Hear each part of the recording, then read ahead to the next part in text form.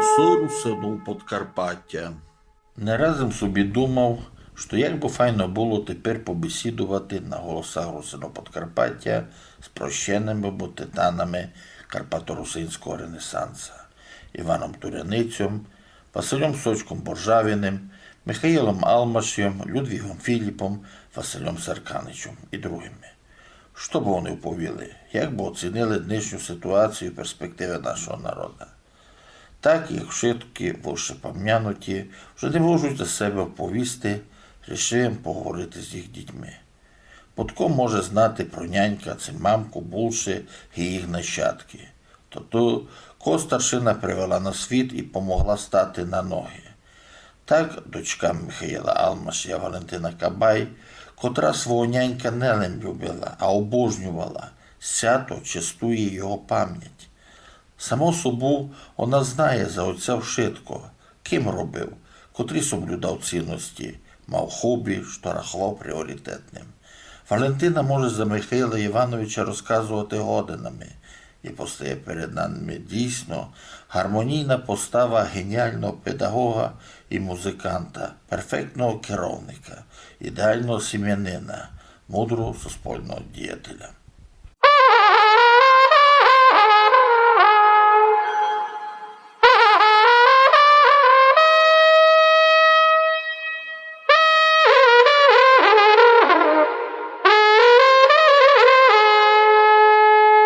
Слухайте голосу русину Подкарпаття. Пані Валентино, добрий день. Добрий день, Юрійович. Що найважного і значимого ви б розказали про свого нянька, про Михайла Івановича Алмаша? Ви знаєте, про нього можу розказувати дуже довго і дуже много, тому що він був настільки багатогранний, він був такою особистостю, що йому ніде не вистачало часу зробити все, що він собі задумав. І в нього не було чогось єдного, чим він займався, якоїсь одної теми його роботи, його життя. У нього було дуже много планів, много задумок. Постійно він мав різні зустрічі з різними людьми. Можеш одним словом, одним реченням повісти, що він прожив довге і красиве життя. І життя його було наповнене насправді великим змістом, смислом. Хоча, як і у кожного чоловіка на землі, він мав і свої жалі, і свої радості, свої трудності, і успіхи, свої надії, сподівання.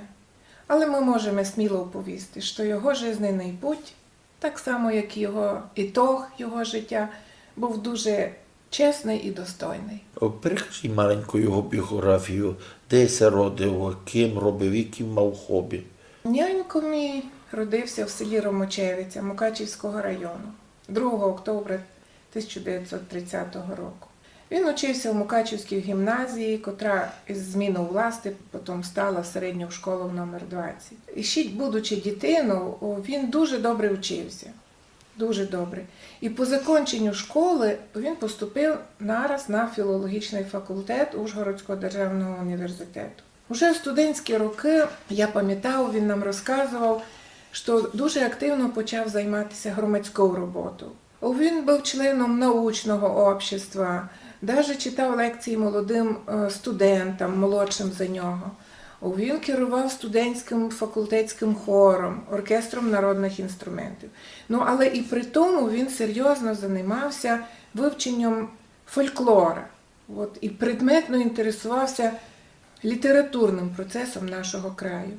В швидкі студентські роки Михайла Івановича із роками, з часом знайшли своє продовження у його подальшій роботі.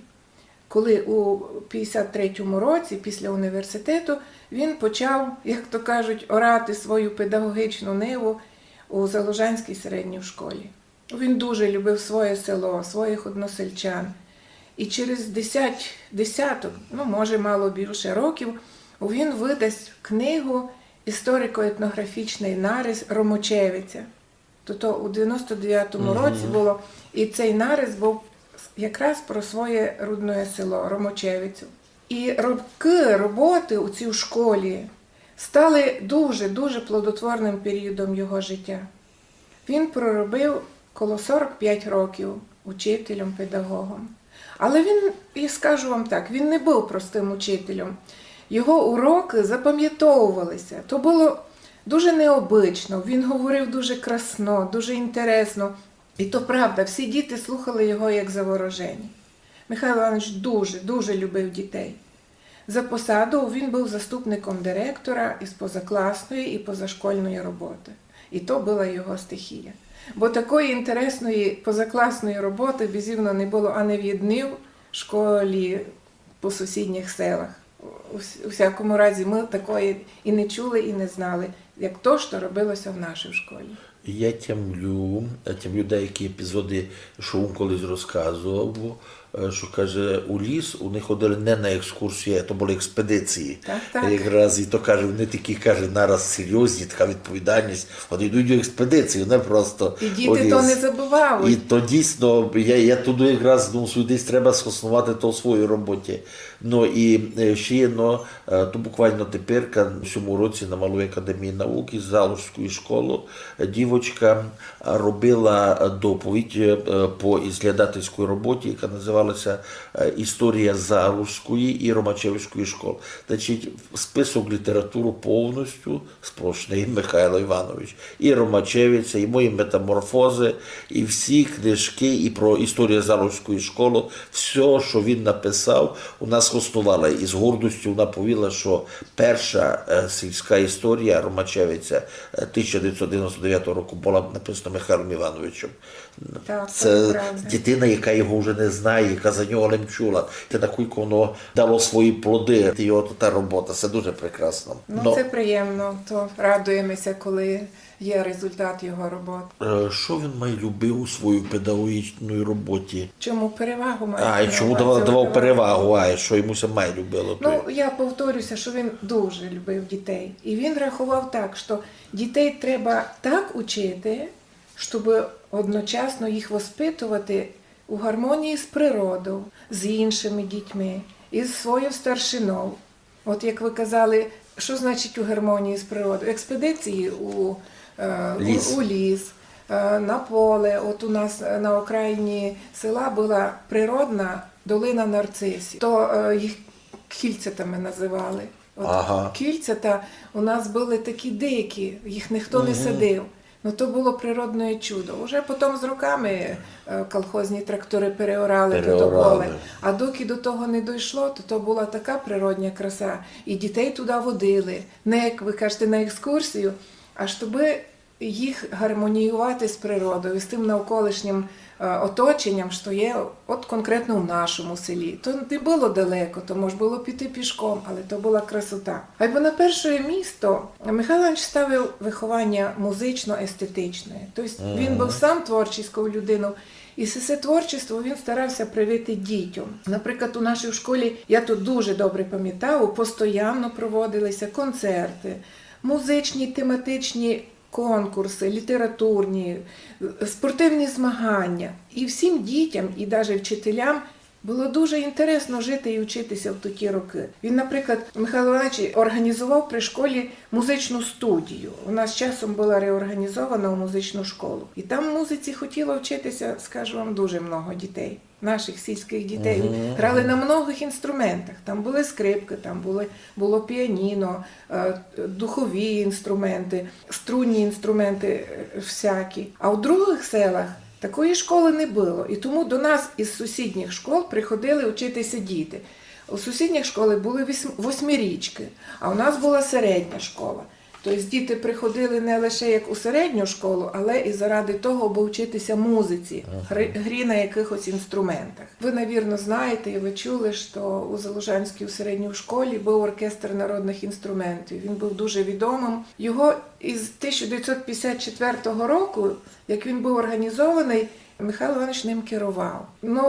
Це така творча діяльність цього оркестра, вона сядлила більше як 50 років. Подумайте, навіть нянько, коли вже вийшов на пенсію, він все одно іще займався з дітьми, і оркестр ще був дійствуючий. Але хочу вам сказати, що то був не малий, то був досить великий оркестр, він був досить чисельний. У ньому грало десь 25-30 чоловік, по-разному бувало, бо старші діти, випускники лишали школу, молоді на їхнє місто йшли, заміняли їх. І состав мінявся кожен раз. Ну і це був досить чисельний колектив. Я теж, і моя сестра, і я, ми грали в тому оркестрі від першого і до останнього, до випускного нашого класу. І з тим оркестром ми, сільські діти, виступили на дуже многих сценах тогочасного Совєтського Союзу. І той оркестр мав много нагород. Оркестр був лауреатом многих і республіканських, і всесоюзних конкурсів.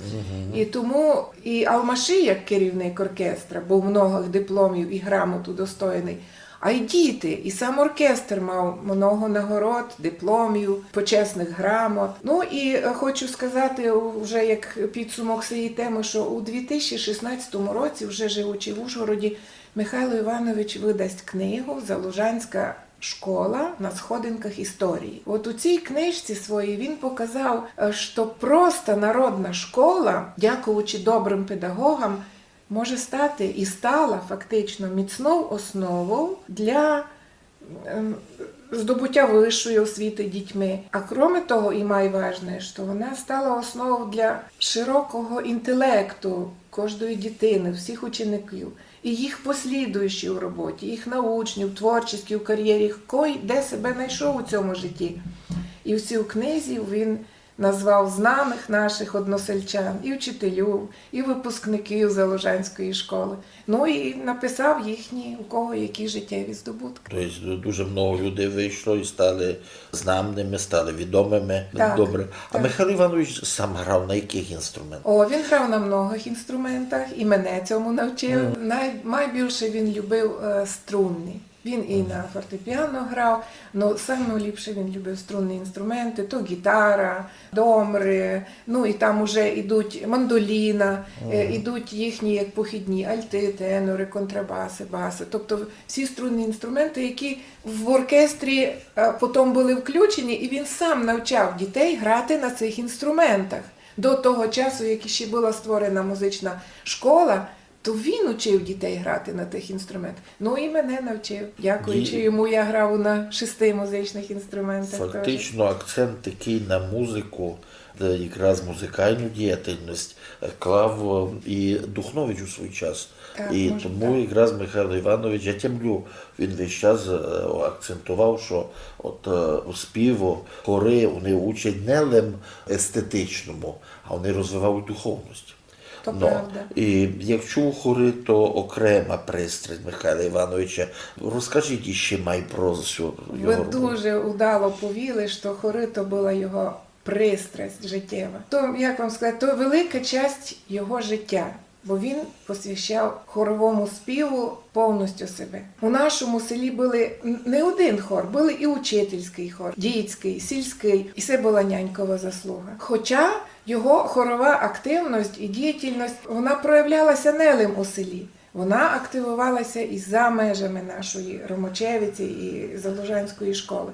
Наприклад, із 58 по 91 роки Михайло Іванович був головою правління, може ви знаєте, була така самодіяльна, народна, чоловіча хорова капела вчителів Мукачівського району. Ну, коротко казали, учительський хор, хор учителів Мукачівського району. І він був довгі роки головою правління цього хора. Крім того, він ще керував многими хорами. Наприклад, при Мукачівській районній міліції, міськрайонна міліція. Керував сільським хором при Ромочівському клубі. То все в руках, можемо казати, а можемо просто перерахувати. Крім того, був Мукачівський садовинрадгосп, і теж запросили керівники Михайла Івановича створити окремий новий хоровий колектив. І він зробив новий хор і ходив дуже, я пам'ятаю дитину, що він автобусом їздив на репетиції цього нового свого хорового колективу і довго ним керував. А бо хочу сказати, що одним із любимих, немає любимим, але одним із любимих його хорів був хор Залузько-Ромочівської Свято-Покровської православної церкви. Тобто хор нашої церкви, нашого села.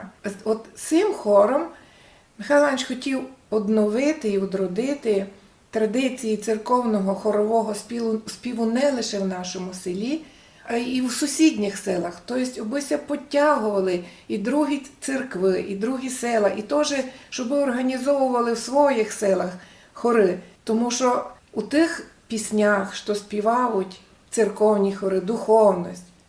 А крім церковних пісень, вони співали і народні пісні. А в народних піснях що? Народна мудрость. Ну, мушу повісти, що найлюбимим своїм хоровим колективом Михайло Іванович рахував хор стародавньої русинської пісні імені Олександра Духновича у Мукачеві. Він дуже довгі роки ним керував. Можеш казати, стара співанка. Стара співанка. Можеш казати, ну, почти доки він не пішов від нас. Хоч був уже старенький, він все одно їхав на автобусі в Мукачево, аби проводити репетиції. І хочу сказати, що усі хори, якими він керував, вони всюди десь виступали, усі, десь із концертами, на праздниках, на фестивалях, на конкурсах. І люди так любили ходити на репетиції. Я пам'ятаю, як нянько казав, що часто був якийсь довгий період, що не було якогось концерту, от якоїсь оказії для виступу. Вони глядали можливість, люди самі глядали можливість десь організуватися і співати. Тому можу сміло сказати, що нянькова хорова робота постала із його великої любові до рідного краю. Вона робилася ним від усвідомлення, він розумів то, що його Божий дар і його пісенно-музичний талант просто об'язує його передати всі надбання предків своїм нащадкам, своїм будущим поколінням молодих русинів.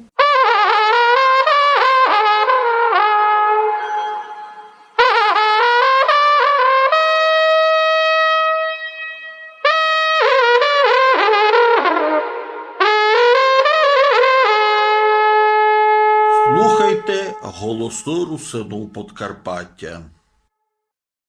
Ну, кіть хорова робота тільки займала часу. Як він встигав займатися ще чимось? І коли встигав?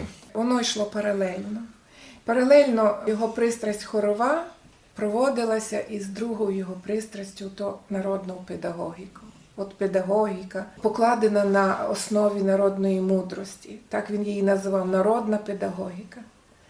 Його оцей педагогічний путь, стезя, як то кажуть, була наповнена такою роботою, яка наповняла його внутрішній потенціал, народно-педагогічний його особистий потенціал.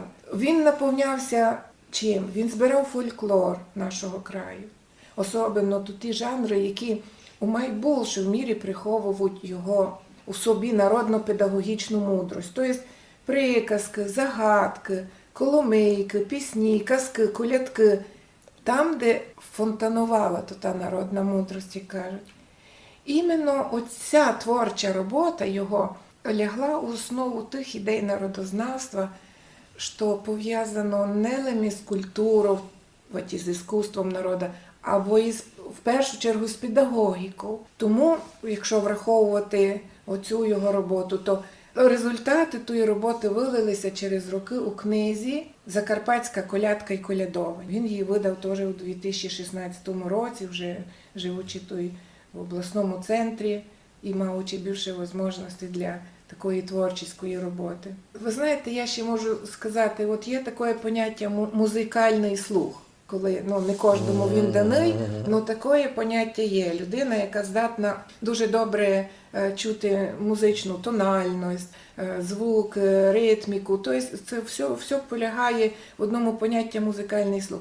А Машій обладав якимось педагогічним слухом, в лапках, образно кажучи. Він у свою практичну роботі він дуже часто випереджав офіційну педагогіку. Може, не зря все ж таки його роботу цінували і в районі, і в області, і в республіці, і на вищих рівнях, на рівні держави. Тому що я вважаю, велику педагогічну роботу Михайло Іванович Алмашій був відмічений многими званнями. Він був і відмінник народної освіти, і України, і відмінник народної освіти СРСР тодішнім. Він мав численні грамоти Міністерства освіти, облоно, районо. Він був делегатом 4-го з'їзду вчителів України, то було у 1977 році. А в 1983 році Алмашію Михайлу Івановичу було присвоєно почесне звання «Заслужений учитель України». Окрім педагогіки, майже 20 років нянько був дійствуючим головою Закарпатського общества імені Духновича, Олександра Духновича. І за всю його плодотворну і чесну роботу на цій посаді його нагородили свідоцтвом, йому було присвоєно звання довічного почесного голови Закарпатського обласного науково-культурологічного общества імені Олександра Духновича. І теж у 2016 році він видав книгу, яка се називає «Історія общества імені Олександра Духновича у датах, у фактах і в ілюстраціях». Ця книга охватує 90 років історичних, політичних, державних, різних, соціальних, національно-культурних метаморфоз у Карпатському краю. Він описує, як общество Олександра Духновича переживало ті періоди. Це все викладено у всій книзі. Дякуючи Михайлу Івановичу, ми знаємо, маючи детальну всю роботу з протоколами, із фактами, із фотоматеріалами, якраз общество Духновича, всю його історію, починаємо з 1923 року, потім після його обновлення, коли Михайло Іванович став головою, це був, по-моєму, 93 або 94 рік, і фактично по нинішній час, 94-й, бо якраз ці протоколи установчих збору, він фактично сокотив, зобрав протокол кожного засідання общества Духновича. І дякуючи цьому, ми знаємо, коли щось робило. Робилося немало, фактично. Відкрився пам'ятник у Ужгороді, в Мукачеві, Духновичу, де йшли сільські, проводилися дні сіл з історичними фактами, люди дознавалися ковни. От якраз ця просвітницька робота зробила много. А то, що лишилися матеріали по тому всьому, тепер і зглядати легше, тому що є організація, знаменитий Світовий конгрес Русину, так у них, по-моєму, не протокола не є. Ми коли пробували утворити історію Світового конгресу, та там знайти було дуже тяжко, чисто по словах. І заходили ми деколи в тупик, коли говорив один із, наприклад, голів, що був, наприклад, на тійці на другій посаді у Світовому конгресі на якийсь там рік, і називалася друга фамілія.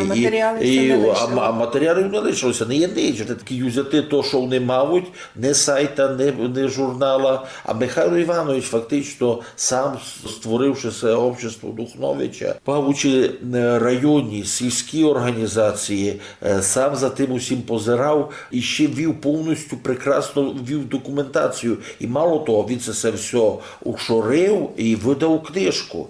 Ця книжка тепер і ціну не є. Я знав, бо мені щось треба підняти, я нараз беру ту книжку, я знаходжу те, що треба. Коли б стався Михайло Іванович на пенсії, і він перебрався в Ужгород, яку діяльність вів туйка він уже? Ви знаєте, можу сміло сказати, що з переїздом до Ужгорода його діяльність стала іще більш насиченою. Він продовжував серйозно ізучати педагогічне насліддя і творчество Олександра Духновича, великого будителя, як ми знаємо. Михайло Іванович рахував Духновича своїм учителем. Ви вже про це казали, і я не хотіла вас перебивати, бо думала, що скажу окремо. Я хочу вам ще сказати, що у Михайла Івановича була якась органічна, постійна потребність знаходитися у круговороті научної інформації.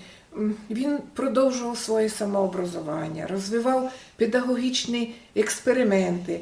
Він мав таку потребу, він мусив контактувати із розумними людьми, зустрічатися, ділитися ідеями, як то кажуть, реалізувати свій учебно-воспитательний потенціал, назбираний упродовж многих років його роботи. У той період, коли він переїхав вже в Ужгород, у нього з'явилося більше можливостей займатися научною роботою. Його запросили на роботу у Київський славістичний університет. предложили йому посаду замістителя директора університету із воспитательної роботи. Якраз то, що він має любив у своєму житті. У цьому в університеті він викладав такі предмети, як народознавство, своє любиме народознавство, основи научного дослідження, історію культури Закарпаття. І при тому Михайло Іванович продовжував бути лектором Закарпатського інституту методики і навчання, як у нас кажуть, підвищення кваліфікації вчителів області. Він і раніше ЗІПО, Закарпатський інститут. так, він і раніше там приїжджав туди робити лекції, читати лекції вчителям, а тепер він активніше, тому що в нього більше появилося часу і можливостей для цього.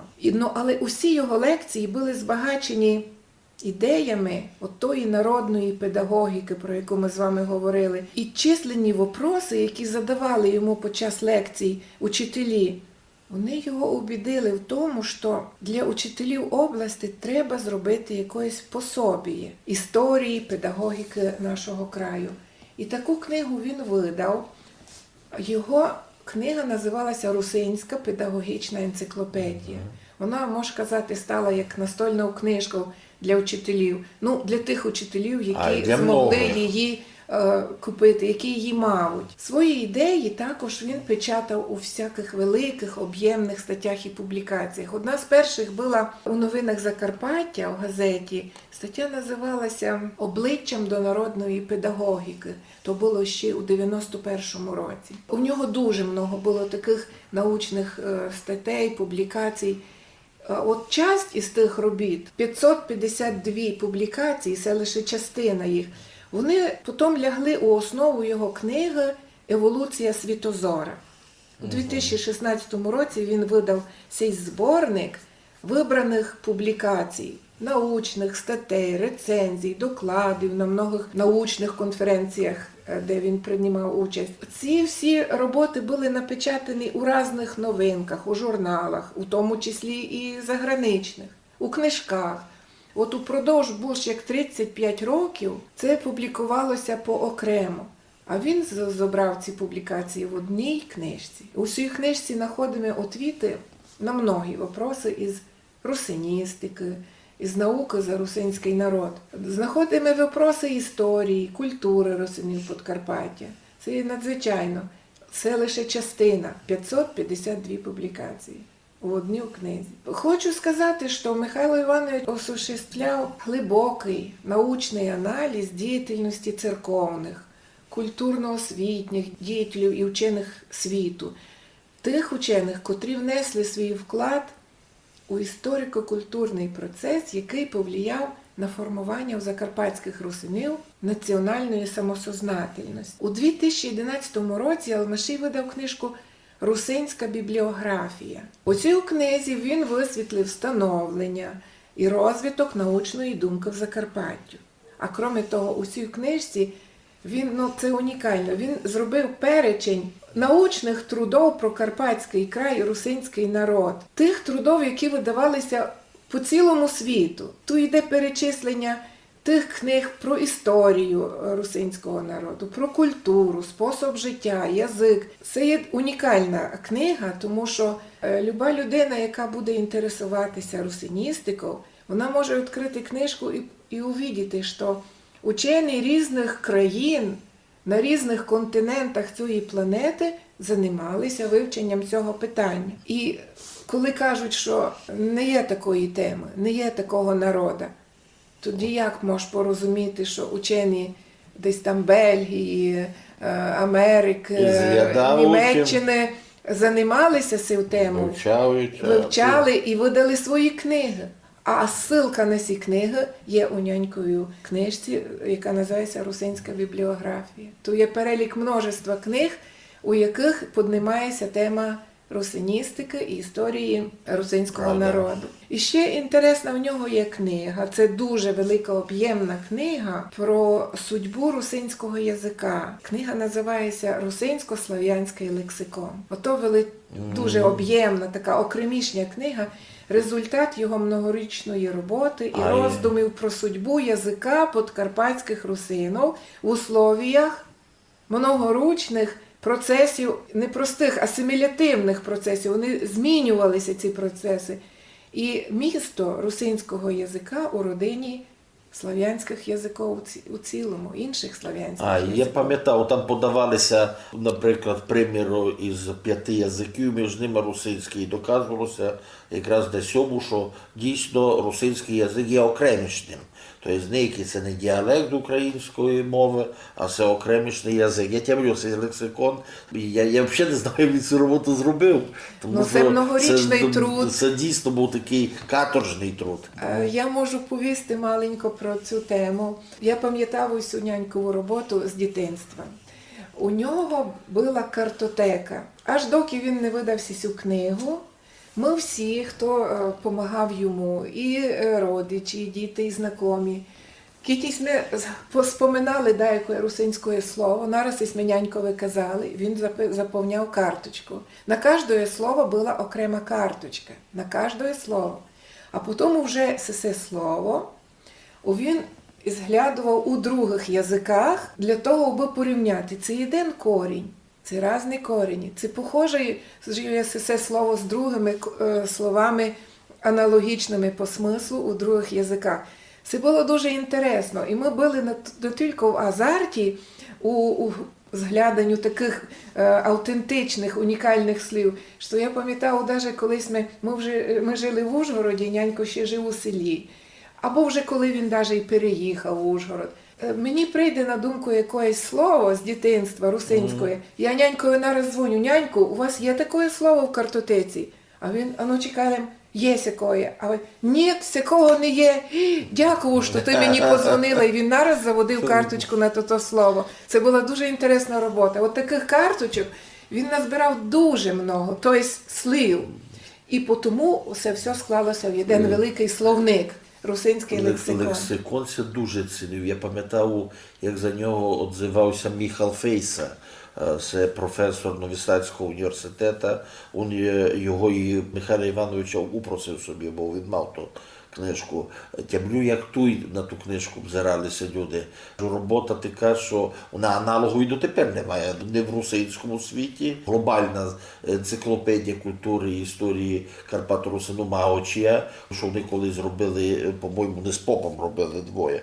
От ця робота об'ємна така. Ну і Михайла Івановича лексикон по лексикографії.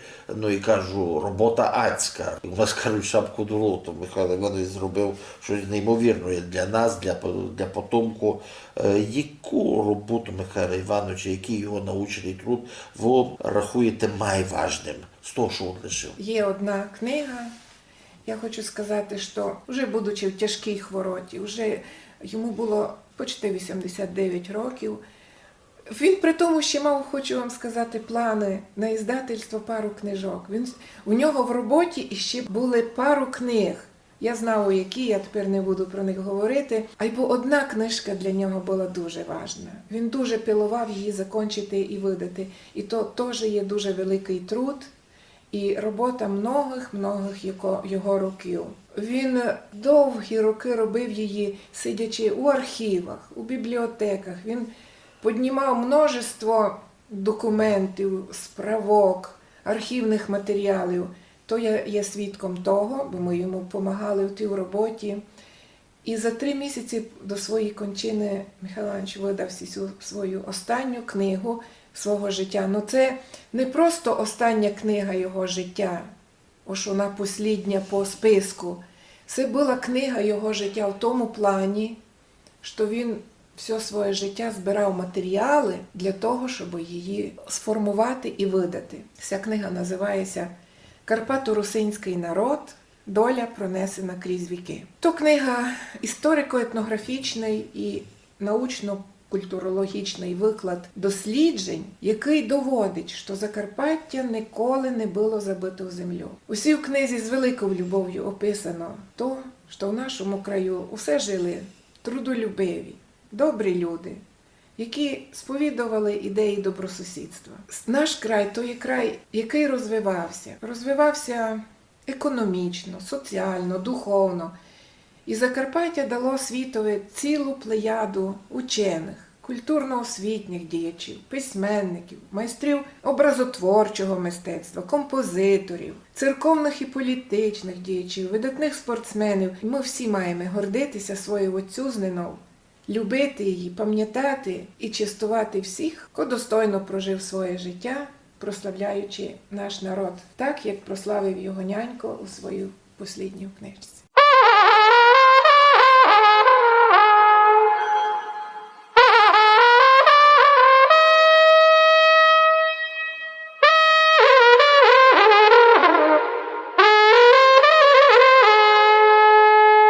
Слухайте голоси Русину Подкарпаття. Тямлю Михайла Івановича, от якраз, коли він робив іще, якраз або на цю книжку, або ще над лексиконом, він казав, ну що поробиш, всього 2 руки, більше не годен.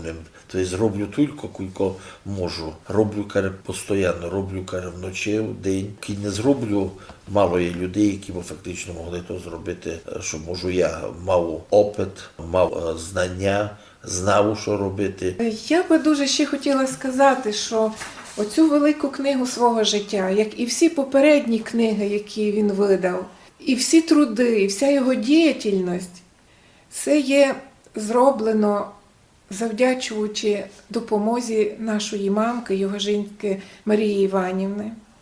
Ви знаєте, все життя, я пам'ятаю з дитинства, мамка наша у всьому йому допомагала, вона його поддержувала, вона його розуміла, вона його заміняла у домашніх ділах, коли нянько їздив на конференції, на концерти, на якісь важливі зустрічі. Мамка його замінила вдома, як мама, як господарка. Вона допомагала йому у школі, у шкільних процесах, і навчальних, і виховних. Де лиш можна було, вона підставляла йому плече допомоги. Навіть коли нянько писав книги, от, наприклад, книгу Ромочевиця, про яку ми говорили, вона зібрала, помогла йому дуже багато матеріалів по народній кулінарії, по народній медицині. Це дійсно була допомога. Нянько використав її матеріали у своїй книзі, і він відмітив її у кінці, що він завдячує їй. І я думав, що ми теж можемо гордитися моєю мамкою, так же, як і няньком, тому що вони в одному тандемі, у парі, були однодумцями, були взаємопомощниками і подержували один другого, і робили велике діло для нас, дітей рідних, і для тих дітей, яких вони вчили в школі, і для всіх наступних дітей, поколінь, які прийдуть після них. От його імені, от свого, що б ви пожадали Карпату Русинам, от якраз нашої області, нашої сріберної землі, краю, в якому ми живемо. На превеликий жаль, ми ніколи не знали правду про історію нашого краю, про наш народ. Нас не вчилися в учебниках історії в школі. Нам не казали про це через телевізор, через якісь другі істочники. Це було так раніше. Я пам'ятаю себе з дитинства. Якби не моя сім'я, не мій нянько, я би не знала то, що коя є, які в мене коріння. І я дуже тішу з того, що ви займаєтеся тепер просвітницькою роботою. І є такі прекрасні у нас люди, науковці, журналісти, історики, які чувствують своїм долгом розпочати роботу не лише по дослідженню, історичному, соціальному, культурному дослідженню, скажімо, історії, етнографії, культури нашої землі, нашої отчизни, не лише досліджувати, а й доносити то до людей. Я дуже ціную величезний труд Віри Георгіївни Кобулеї, яка зробила сотні програм про видатних русинів. І ми б про них навіть не знали, якби не її прекрасні передачі. Тому що ми познайомилися з творчеством і художників, і музикантів, і письменників, і поетів, многих людей, які є дуже достойні, якими ми можемо гордитися. А ми б про них не знали, якби не ті передачі. Ми б не знали про многі факти з історії, культури, етнографії, якби не ваші журнали, що ви видаєте, отчизнина. Якби от новий журнал «Карпатознавство» появився новий журнал. Якби не нові публікації і книги в тому числі тут ті книги, які видав мій нянько. Правда. І другі науковці, про яких я, може, і не знала, тому що я не є членом якогось общества русинського, я не є у цій темі не тільки як ті професори, історики університету, для яких є це професія, це є їхній фах. Але так само всі наші закарпатські люди, наші, скажімо, русини по крові, які не знають правдивої історії, вони мають зараз усі шанси ознайомитися з цим і гордитися тим, що який славний у нас русинський род, а яка славна у нас історія. Як нянько казав, добросусідська, ми ніколи ні з ким не воювали, ми все відстоювали своє право на цій землі мирно, культурно і з честю, з достоинством. Я желаю усім людям, хто би хотів знати, хто він є і чим він може гордитися, най почитають книги, журнали, подивляться передачі, і вони зрозуміють, що ми є славний народ, і ми дуже достойний і чесний народ.